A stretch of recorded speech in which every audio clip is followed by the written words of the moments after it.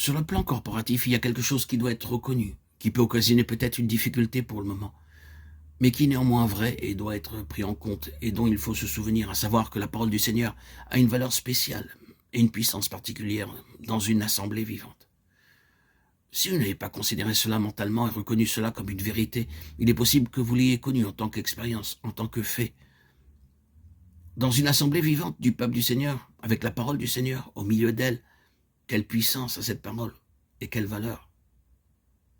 Mais combien il est peu fructueux d'essayer de prêcher la parole au milieu d'une assemblée qui n'est pas vivante, mais qui est morte et desséchée. Cela peut être la parole du Seigneur, et dans toute la mesure où le prédicateur est concerné, elle peut être prêchée dans la puissance du Saint-Esprit. Mais combien elle est de peu de profit. Quand vous avez une assemblée réellement vivante pour le Seigneur, un corps frémissant de vie, quelle valeur, quelle puissance, quel fruit il y a dans la parole. Ce fut vrai dans le cas du Seigneur Jésus. Vous avez là une personne vivante avec la parole de Dieu en lui. Et vous constatez combien, dans toute la mesure où il était concerné, la parole était esprit et vie. La parole avait une valeur spéciale en lui, parce qu'en lui était la vie. C'est un principe vrai en ce qui concerne l'homme céleste, considéré corporativement. Vous avez dans un lieu un corps vivant et présente en son sein la vie et la parole du Seigneur qui opère, ayant libre cours et étant exalté. En marge de cette compagnie, il peut y avoir des inconvertis et d'autres qui n'ont pas conscience de l'esprit. Mais le fait que le Seigneur a un noyau de personnes vivant parmi eux donne de la valeur à la parole, qui la rend bien plus puissante, bien plus efficace que là où ce n'est pas le cas. C'est quelque chose que ceux qui exercent le ministère dans l'esprit connaissent parfaitement bien en expérience. Si la parole est administrée au sein d'une compagnie assez nombreuse, pas très avancée, n'ayant pas appris le langage de l'esprit, et si quelque chose est dit, allant bien au-delà des premiers rudiments, ils vous regardent en ayant la bouche presque ouverte et pensent que vous parlez une langue étrangère.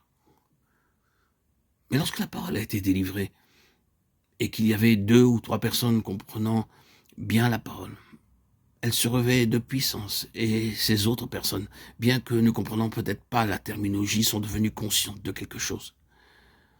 Quelques-uns d'entre vous, en prêchant, peuvent avoir lancé un regard circulaire dans la congrégation pour trouver un esprit coopérant, et la parole a connu une libération. S'il y a un noyau au milieu d'une sphère de mort, ou de mort relative, la parole de Dieu a une valeur spéciale en raison d'une unité mise en action par le Saint-Esprit. C'est là que nous devons constater l'importance d'être vivants pour le Seigneur en faveur du ministère. Nous sommes occupés du 4e chapitre des Éphésiens, où il est question de l'homme céleste accordant des dons, apôtres, prophètes, évangélistes, pasteurs et docteurs, pour le perfectionnement des saints en vue de l'œuvre du ministère.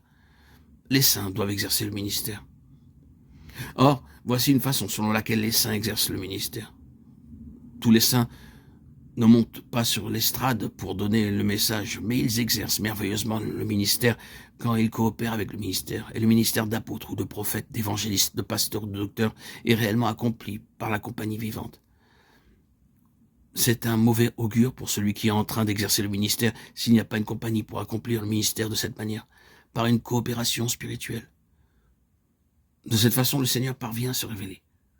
Combien le Seigneur peut bien davantage se révéler quand il a une compagnie vivante. Le Seigneur semblait sévèrement limité quand il se trouvait ici-bas, de sorte qu'il ne pouvait jamais dire tout ce qu'il désirait dire.